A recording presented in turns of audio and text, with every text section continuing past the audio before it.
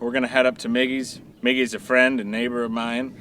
We got quite a few chickens up there. We've been raising more and more of them. There's a lot of manure there on the ground. We need to start composting, so we're gonna move some stuff around and get that compost pile going.